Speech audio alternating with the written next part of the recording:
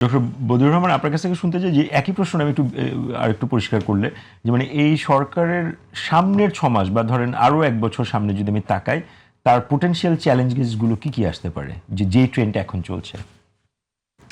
Potential চ্যালেঞ্জগুলো প্রথমে আপনার 1 নম্বরে আইন শৃঙ্খলা, ল অ্যান্ড অর্ডার সিচুয়েশন। জি, এটা নেক্সট ইয়ারও আপনি মনে করছেন এই ট্রেন্ড চলছে? এক্স্যাক্টলি, নেক্সট ইয়ারও থাকবে। তার কারণ এখনো যা ঘটতেছে, যে খুন হচ্ছে, মারামারি হচ্ছে, সিটাগনের হাউজিং একটাতে কতগুলো হচ্ছে, সেটা পলিটিক্যাল খুনই হোক, সন্ত্রাসী খুন হোক, কোনো খুনই তো আপনার আইন বহির্ভূতভাবে হওয়ার কথা না।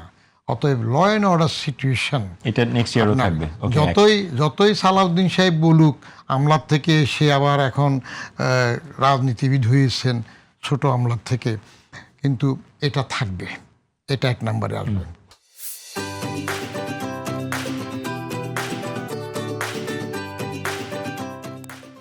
দুই নম্বর হইল মানুষ কি চায়, সাধারণ মানুষ। আমি গ্রামে গিয়েও যেটা দিল, যেটা স্যারও বললেন, যে আপনি এখানে কি কি লম্বা লম্বা প্রোগ্রাম করতেছেন, কত বছরে কি করবেন, সেগুলা সাধারণ মানুষের কাছে বিবেচ্য না।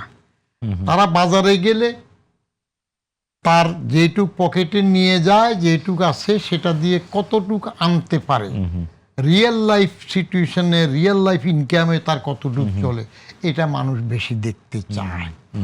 মূল্যস্ফীতি তো তারা ইকোনমিক্স বুঝে না, সে বুঝছে তার রিয়েল ইনকাম দিয়ে কেনা যায় কিনা, পারচেজ পাওয়ারটা তার আছে। এক্স্যাক্টলি, সেটাতে চায়। তো সেদিকটাতে আপনার সিন্ডিকেট বলুক, যাই হোক, সিন্ডিকেট কথা যদি বলে, সেটা কিন্তু আমি মনে করি আপনি মনে করছেন এটা নেক্সট ইয়ারও কন্টিনিউ করবে। তার কারণ কন্টিনিউ করবে এই জন্য, লোক তো বদলিয়েছে, আলীর পরিবর্তে বাজাদ আসছে বা জানাফা আসছে, কিন্তু কাজের পদ্ধতি তো বদলায় নাই, হাত বদল হয়েছে। বরং আরেকটু খারাপ হচ্ছে এই, আমি সরোজিনী গ্রামে 1 সপ্তাহ যেটা দেখলাম, আওয়ামী লীগের পান্ডামি গুন্ডামি যেগুলা ছিল, সেগুলোর মধ্যে তাদের কমান্ড ছিল, চেইন অফ কমান্ড ছিল, যে চুরি করলেও নেতার হুকুমের বাইরে কেউ করে নাই। আর এখন বাজাদের বেলায় এই 6 মাসেও যেটা চোখে পড়তেছে, দেখা গেল যে এখানে চেইন অফ কমান্ডটা নাই, সবাই নেতা হয়ে গেছে। সেটা একটা খারাপ লক্ষণ। আর হাত বদল হয়ে চাঁদাবাজি বলেন, মাস্তানি বলেন, ওই যে সালিশ করে টাকা নেওয়া বলেন, সেটা তো একইভাবে আছে, কোনো বদলায়নি। তাহলে এই অবস্থাটা আরও থাকবে। আপনি দলীয় কর্মচারীদেরকে, দলীয় নেতাদেরকে যেটা করবেন, তাদের কতটুক পুষবেন, যাত্রাতে তো আপনি দেখাই দিলেন আবার দলবাজিতে বেশি যাচ্ছেন।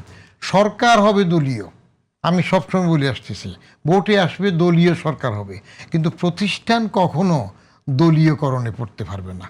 আপনি প্রতিষ্ঠানগুলো দখল করে ফেলতেছেন ভোটের আগে, মেয়র পদগুলো, উপজেলা পরিষদ, জেলা পরিষদ সব নিজের লোক দিয়ে দিচ্ছেন।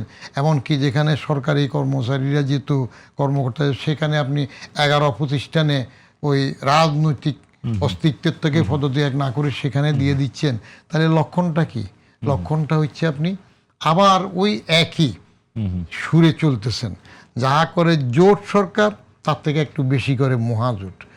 এখন বাগ্যির যে বিশ্বজোট হয় নাই, তাহলে হাসিনার আলীর আমলে যা ঘটেছে, এখন ওই হাত বদলের পরে আমার নিস্তার তো হয়। এই চ্যালেঞ্জটাও আছে বলে মনে করছেন? জি।